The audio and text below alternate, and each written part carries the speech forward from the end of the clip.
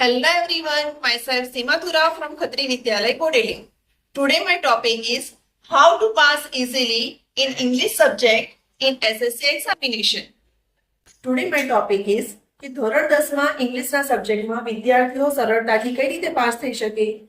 સૌપ્રથમ section A અને section B. Section A અને B માં ટોટલ 26 માર્ક્સનું પેરેગ્રાફ પરથી જોઈને જ લખવાનું છે. સેક્શન A ની વાત કરું તો 1 થી 10 પ્રશ્નો અને ત્યાર પછી શોર્ટ નોટ એટલે સેક્શન A પૂરું. સેક્શન B માં 16 માર્ક્સનું પેરેગ્રાફમાંથી શોધીને જ લખવાનું છે. તો આપણે શીખીએ કે પેરેગ્રાફમાંથી કઈ રીતે શોધીએ. અહીંયા ફર્સ્ટ ક્વેશ્ચન છે વોટ ઇઝ MGP.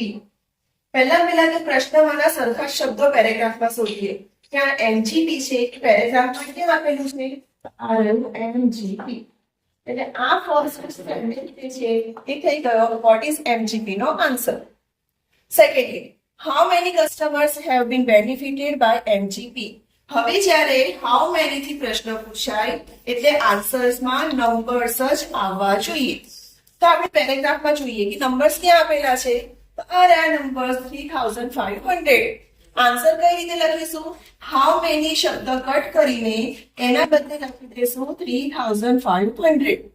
બાકીનું સેન્ટેન્સ એઝ ઇટ ઇઝ પ્રશ્ન ચિહ્ન કાઢીને મૂકી દઈશું ફૂલ સ્ટોપ.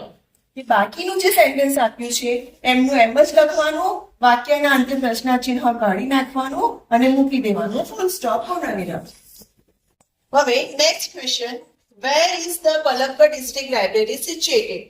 તો જ્યારે પણ વેર થી પ્રશ્નની શરૂઆત થાય તો આન્સરમાં આવવું જોઈએ સ્થળ પ્લેસ. જોઈએ અહીંયા પેરેગ્રાફમાં આપણને ક્યાં પ્લેસનું નામ આપ્યું છે તો આ રહ્યું કેરલા. આન્સર કઈ રીતે લખીશું પહેલા બે શબ્દ કાઢી નાખીએ પ્રશ્નમાંના, વાક્યની શરૂઆત કરીએ ધ થી અને લાસ્ટમાં જોડી દઈએ ઇન કેરલા જે આપણે પેરેગ્રાફમાંથી શોધ્યું છે. Next question when was women's unit launched. જ્યારે પણ પ્રશ્નની શરૂઆત when થી થાય તો આન્સરમાં આવવું જોઈએ ટાઈમ. અહીંયા ટાઈમ ક્યાં આપેલું છે ઇન ફેબ્રુઆરી 2014.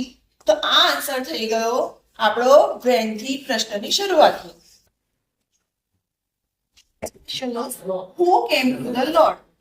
જ્યારે પણ પ્રશ્નની શરૂઆત who થી થાય તો આન્સરમાં નેમ ઓફ પર્સન જ આવવું જોઈએ.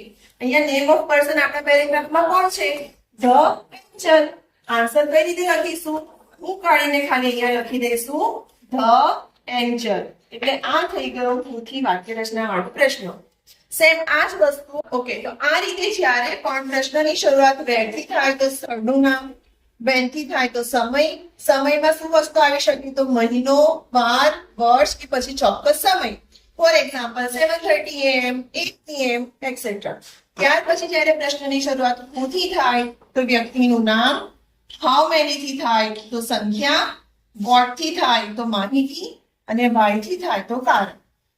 આ જ રીતે આખો સેક્શન બી પણ લખવાનો છે જે ક્વેશ્ચન નંબર 16 થી લઈને ક્વેશ્ચન નંબર 32 સુધી, જેમાં પોએમ્સના ક્વેશ્ચન આન્સર પણ આવી જશે, ડેટા પણ આવી જશે, સપ્લિમેન્ટરી રાઇટિંગનો પણ પેરેગ્રાફ આવી જશે અને ઇન્ટરવ્યુ પણ આવશે. સેમ વસ્તુ આપણને વધારે ઉપયોગી થશે સેક્શન બી માં ક્વેશ્ચન નંબર 53 to 55. એમાં પણ આ જ રીતે આન્સર લખવાના છે. તો આપણે આ જોયું સેક્શન એ અને સેક્શન બી કે જેમાં 26 માર્ક્સ જોઈને જ કવર કરવાના છે. હવે વાત કરીએ સેક્શન સી. સેક્શન સી માં ક્વેશ્ચન નંબર 33 થી લઈને 41 સુધી 9 માર્ક્સ માત્ર ફંક્શન્સના જ છે. ફંક્શન્સને પણ આપણે સહેલાઈથી યાદ કરી શકીએ. જોઈએ અહીંયા પહેલા 33 ક્વેશ્ચન નંબર. અહીંયા જો શબ્દ આપ્યો છે પ્લીઝ. પ્લીઝ હોય એટલે એક જ ફંક્શન્સ મેકિંગ રિક્વેસ્ટ.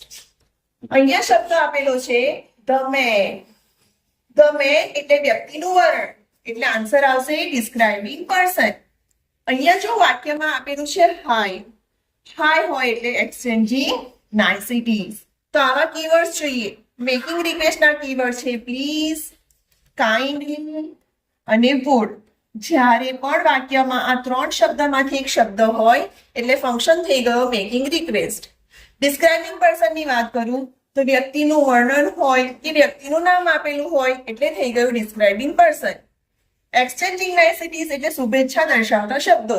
હાય, હેલો, કોંગ્રેચ્યુલેશન, વાવ, આ બધા શબ્દો શુભેચ્છા દર્શાવે છે એટલે એ થઈ ગયા એક્સચેન્જિંગ નાઇસિટીઝ. તો આવા કીવર્ડ્સ પરથી આપણે ફંક્શન્સને યાદ રાખીએ અને 9 એ 9 માર્ક્સ પૂરેપૂરો આપણે બોર્ડની એક્ઝામમાં કવર કરીએ. એ છે સેક્શન ઈ. સેક્શન ઈ માં સૌથી પહેલા પહેલું વાત કરું તો ઈમેલ આઈડી. ઈમેલને પણ આપણે એકદમ સરળતાથી લખતા શીખીએ. ઈમેલનું પહેલા ફોર્મેટ છે ટુ, ફ્રોમ, પછી આવશે ડેટ અને પછી આવશે સબ્જેક્ટ. આ ચાર વસ્તુ એના ફોર્મેટમાં પહેલા લખી નાખીએ. હવે ટુમાં લખીએ મેડમ નામની ઈમેલ આઈડી. અહીંયા મેળવનાર કોણ છે? નેહા પટેલ. નેહા પટેલની ઈમેલ આઈડી નથી. નેહા પટેલની ઈમેલ આઈડી લખતા શીખીએ. નેહા પટેલ. બંને જે શબ્દ નામ આપ્યા છે નામ અને અટક એને સ્મોલમાં લખી દઈએ, નીચે એડ્રેસમાં 2 ડિજિટ ઉમેરી દઈએ, પછી લખી દઈએ @ અને પછી લખી દઈએ gmail.com. આ થઈ ગઈ મેળવનારની ઈમેલ આઈડી. ફ્રોમમાં કોણ આવશે? અહીંયા લખનાર છે હેપી શાહ. એટલે હેપી શાહની ઈમેલ આઈડી લખીએ, હેપી શાહ, પછી 3 ડિજિટ એડ કરી દઈએ અને પછી લખી નાખીએ @gmail.com. @gmail.com દરેક ઈમેલ આઈડીમાં કોમન જ રહેશે. આ રીતે લખીએ ઈમેલ આઈડી. પછી છે ડેટ. જે દિવસે તમારું પેપર છે તે દિવસની ડેટ લખો. આપણે અહીંયા આજની ડેટ લખીએ છીએ 10 ડિસેમ્બર 2024 અને પછી આવે છે સબ્જેક્ટ. તો આ સબ્જેક્ટ આપણા ઈમેલના ટોપિકમાં આપેલો છે. શું છે? Invite in her birthday party. એટલે અહીંયા લખી દઈએ ઇન્વાઇટ ઇન બર્થડે પાર્ટી. આ થઈ ગયું આપણું ઈમેલનું પહેલી ફોર્મેટ. ઈમેલ આઈડીને પહેલા બનાવતા શીખી લઈએ અને ત્યાર પછી ટુ, ફ્રોમ, ડેટ અને સબ્જેક્ટ. આ ઈમેલ આઈડી લખ્યા પછી અહીંયા આપણે ફ્રેન્ડને લખીએ છીએ તો સંબોધન કરીશું ડિયર ફ્રેન્ડ. દરેક ઈમેલમાં આ 2 સેન્ટેન્સીસ ફિક્સ જ કરી લઈએ. ફર્સ્ટ સેન્ટેન્સ છે hi, hello, how are you?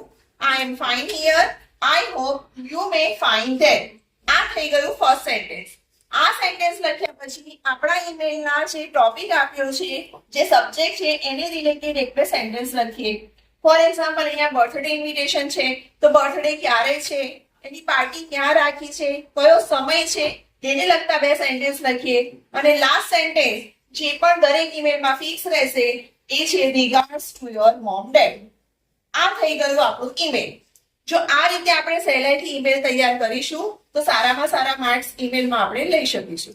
હવે આપણે ક્વેશ્ચન જોઈએ પેપરમાં. તો ક્વેશ્ચન નંબર 58 પિક્ચર ડિસ્ક્રિપ્શન.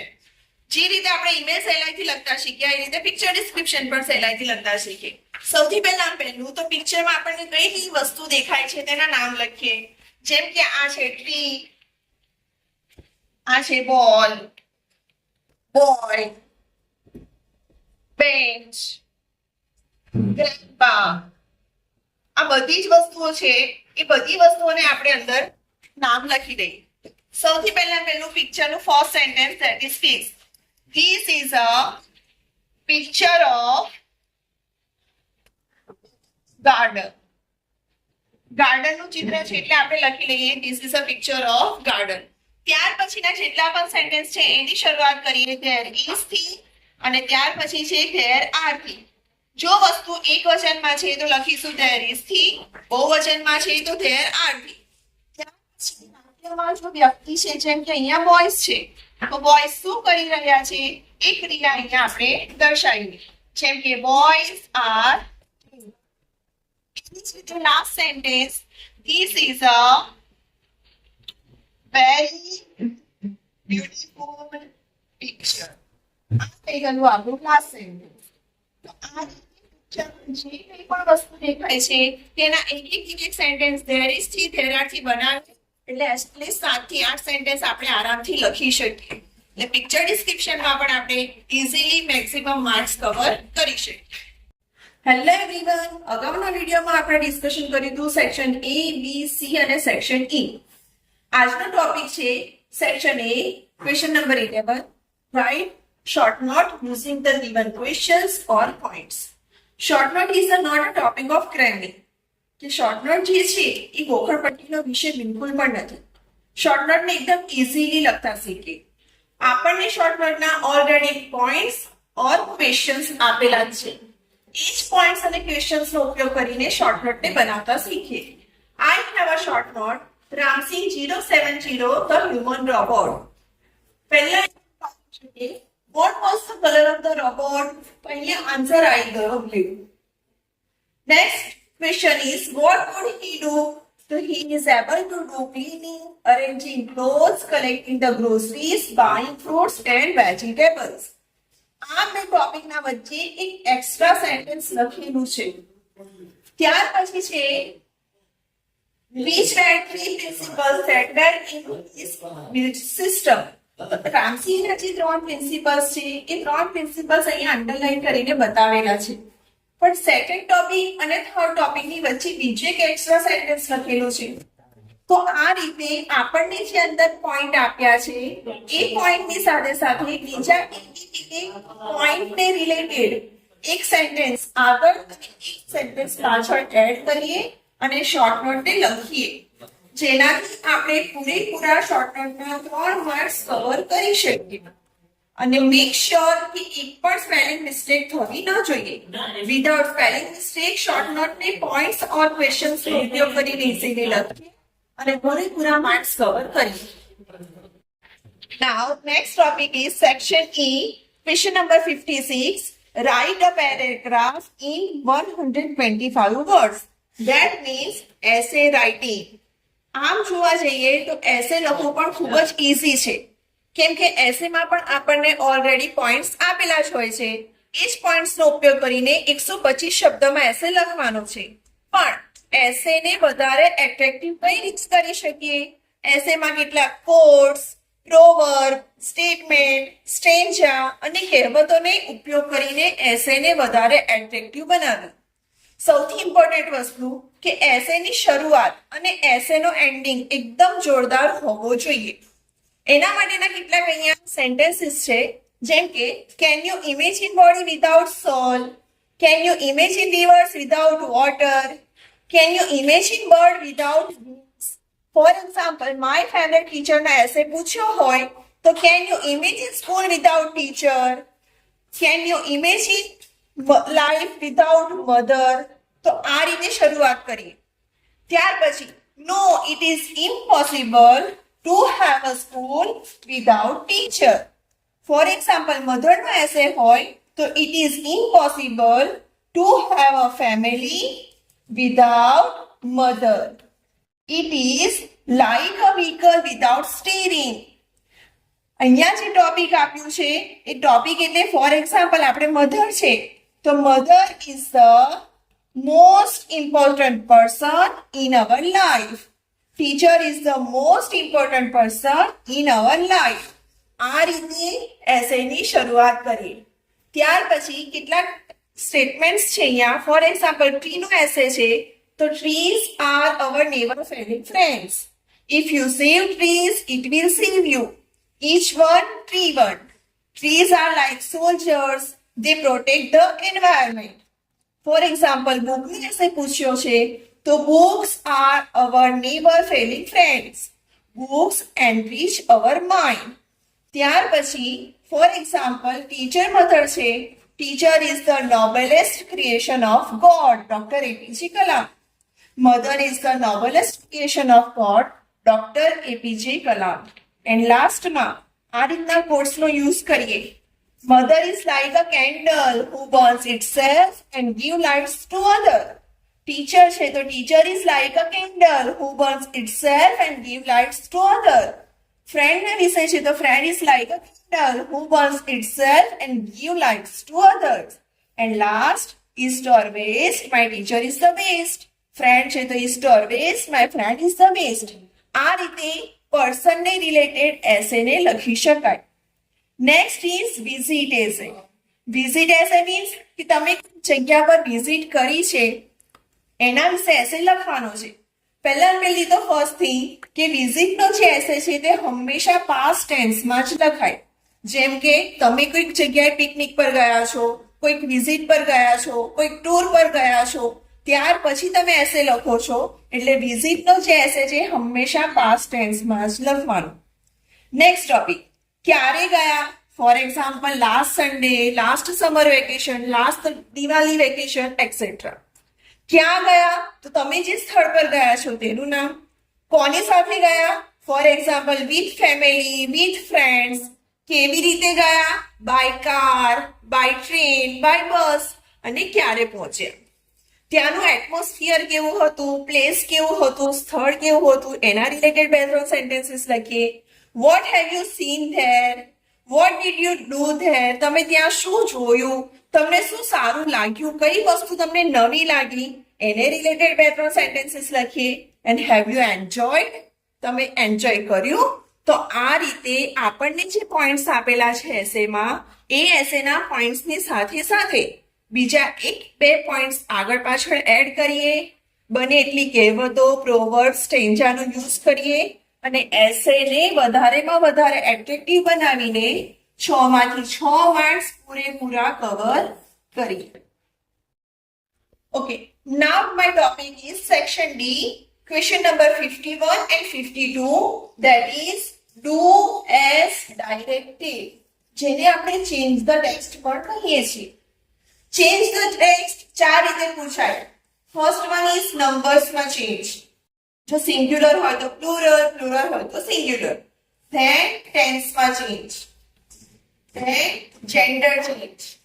મેલ હોય તો ફીમેલ, ફીમેલ હોય તો મેલ. And last one is voice change. Question number 51 અને 52 માં 2 પેરેગ્રાફ પૂછાય છે. એમાંથી આ 4 માંથી કોઈ પણ 2 રીતે ચેન્જ કરવાના હોય છે. અહીંયા આપણે એક એક્ઝામ્પલ જોઈએ. Sunil is a social worker. Start like this માં આપણને આપ્યું છે શીલા. એટલે સુનિલના બદલે આપણે શું કરવાનું છે? શીલા. ધેટ મીન્સ કે gender change.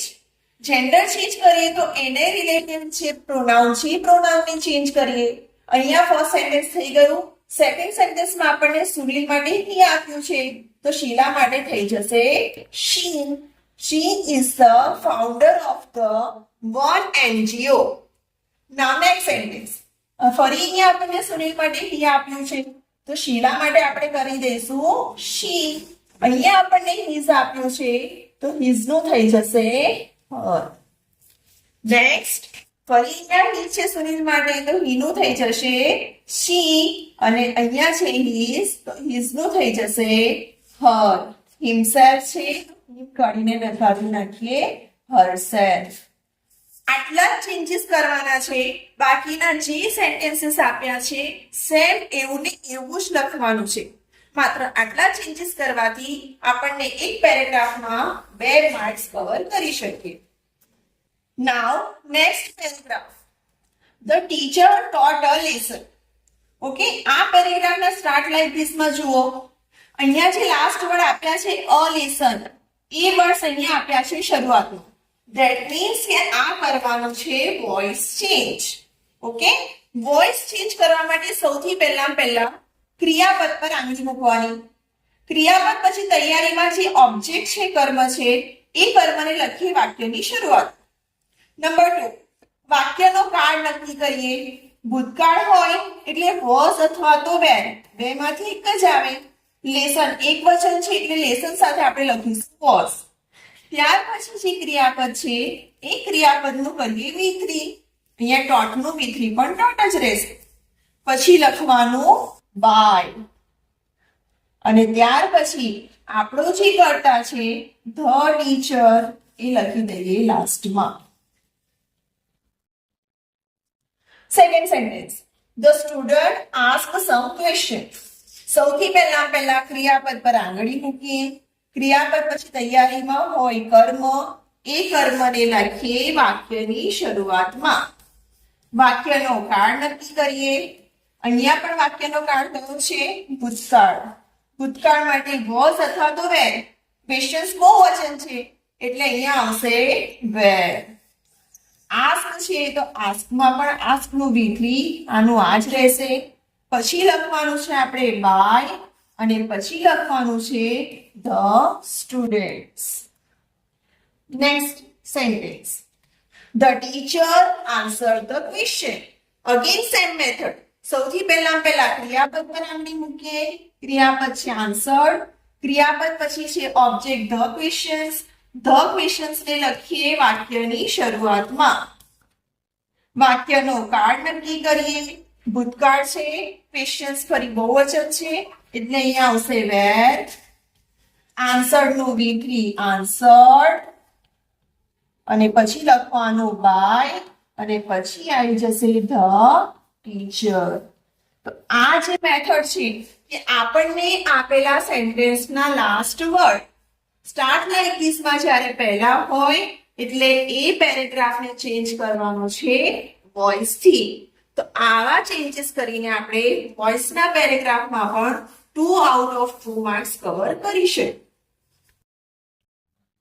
Now my topic is how to write a paper. પેપરને કઈ રીતે લખીએ જોઈએ. અહીંયા સેક્શન A 1 થી 10 પેરેગ્રાફ પરથી આન્સર્સ. કોઈ પણ પેપરમાં આપેલી સૂચના લખવી નથી, ડાયરેક્ટ આન્સર્સ જ લખવાના છે. આન્સર્સ થી શરૂઆત કરીએ. એમાં પણ જે આન્સરમાં જે મેઇન વર્ડ્સ છે એ વર્ડ્સને પેન્સિલથી હાઇલાઇટ કરીએ. અહીંયા 1 થી 6, નેક્સ્ટ પેજ પર 7 થી 10. ત્યાર પછીનો ક્વેશ્ચન છે question number 11 short note writing. તો આ બે ટોપિકને આ રીતે લાઇન્સ કરીને ડિવાઈડ કરીએ એટલે ટોપિક ચેન્જ થાય છે એ તૈયારીમાં ખબર પડી જાય.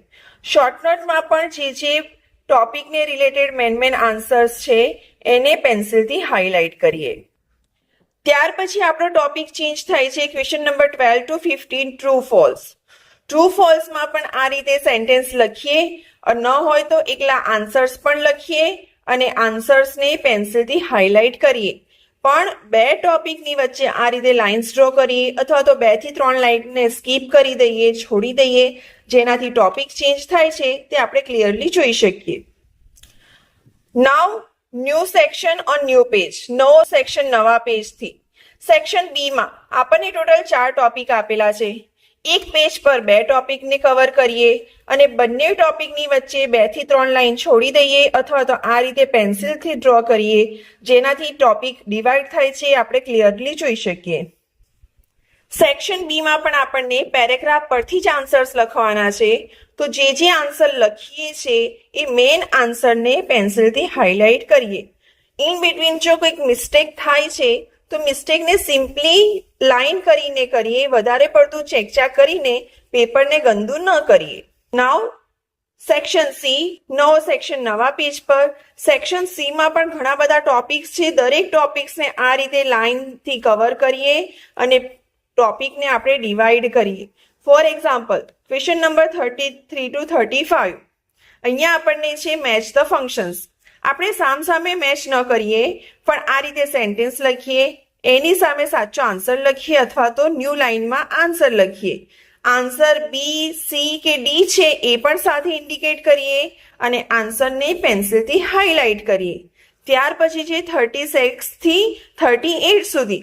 એમાં પણ મેન આન્સરની સાથે કયો ઓપ્શન છે, એ છે, બી છે, સી છે એ પણ સાથે લખીએ અને પેન્સિલથી આન્સર્સને હાઇલાઇટ કરીએ. આ જ રીતે આખો સેક્શન કવર કરીએ 41 સુધી. 42 છે blanks.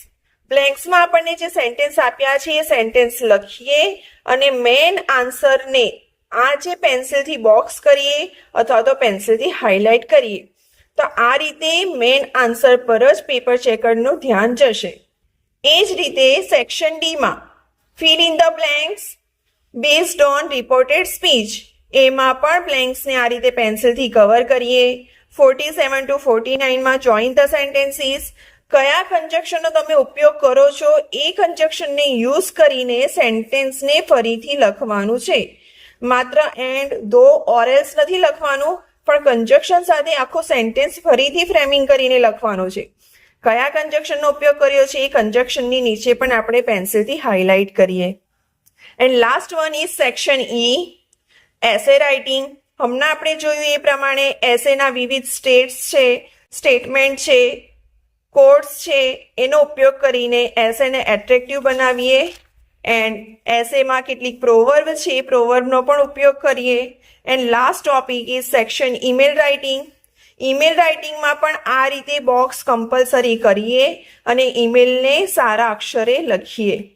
And last question number 58, picture description. Picture ડિસ્ક્રિપ્શનમાં પણ આપણને પિક્ચરમાં શું શું દેખાય છે એ રીતે પિક્ચરનું પૂરેપૂરું ડિસ્ક્રિપ્શન કરીએ. તો આ રીતે આપણે પેપરને એકદમ સારી રીતે અને એટ્રેક્ટિવલી લખી લઈએ, એકદમ સારા અક્ષરે. પેપરને બને ત્યાં સુધી એકદમ ક્લીન એન્ડ નીટ હેન્ડરાઇટિંગથી લખીએ અને એકદમ એટ્રેક્ટિવ રાખીએ.